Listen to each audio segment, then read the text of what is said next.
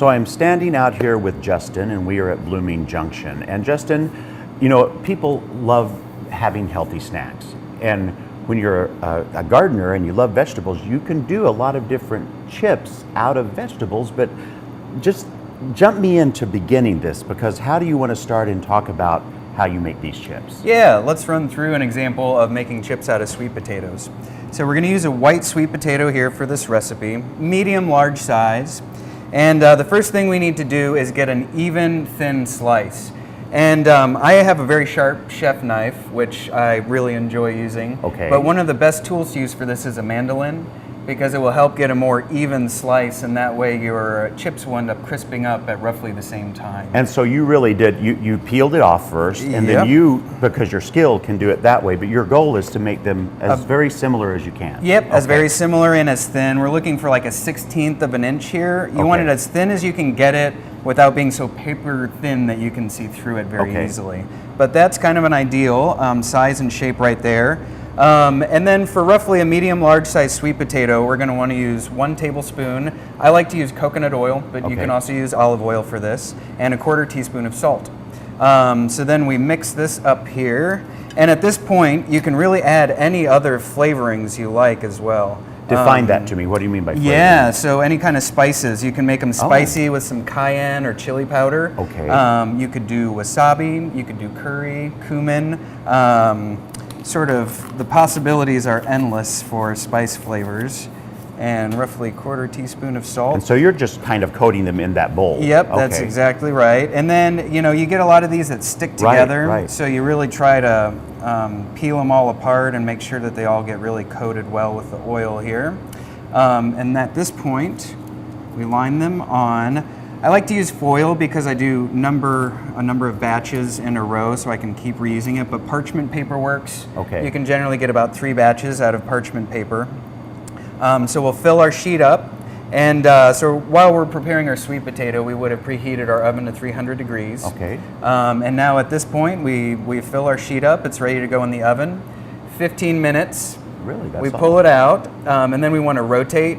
I have an old electric oven, and so it's very uneven. So I pull it out, rotate once, 15 more minutes, and the sweet potatoes. And by rotate, Justin, you mean just rotate just the pan? Pick it up You're not and turn flipping them over. Okay. Nope, we aren't flipping or anything. Yeah, sometimes the ones on the edges will be done first. So generally after that half an hour, most of them should be done, but some in the center may not quite have crisped up yet.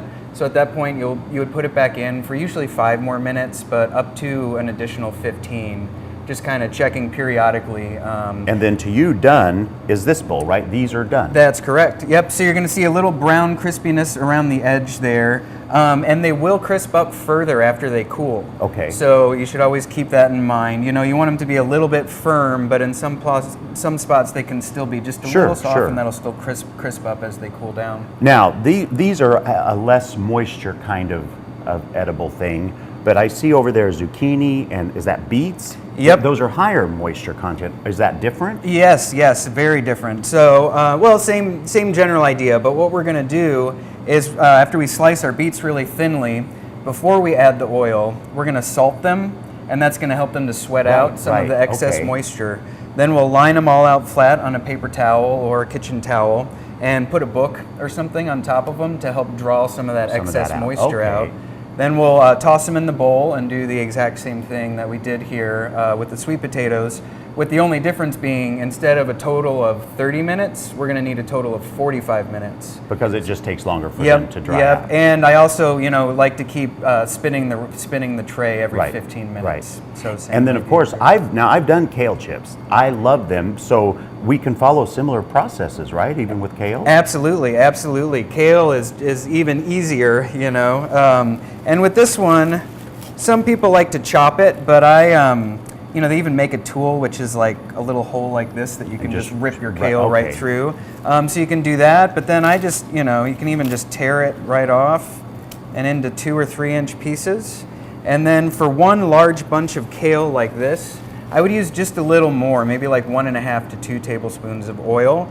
And you also want to make sure that, you know, as we were massaging it all into each piece of the sweet potato, that you really get it into all the nooks and crannies. Because if you have just a dry piece sticking out a little bit, they can tend to burn a little more quickly than the rest. And I also like to do kale at a lower heat in the oven. I do that at 225. And longer? And shorter, oh, actually. Wow. Yeah, it cooks really quickly. So about 15 minutes, and then I fluff it a little bit at that point, because usually anything buried or touching the pan may not cook quite as quickly. So I just kind of fluff them up and put them back in for another 5 to 10. Perfect. Usually another 5 minutes and they're done. And one other key is not to have them on top of each other really closely, to really have some separation so that they crisp much up like more you're laying evenly. out. The first thing you did here was laying it out. Make sure that they're all separate but equal. Yep, Wonderful. exactly. Well, there you have it. Now, you know, you can certainly go and buy veggie chips at a store. They're not inexpensive, or you can make your own now. So for more information on this recipe, go to gardentime.tv. We'll click you over to their website. You can write it out and start making chips of your own. Justin, thank you so much. What a delight. Yeah.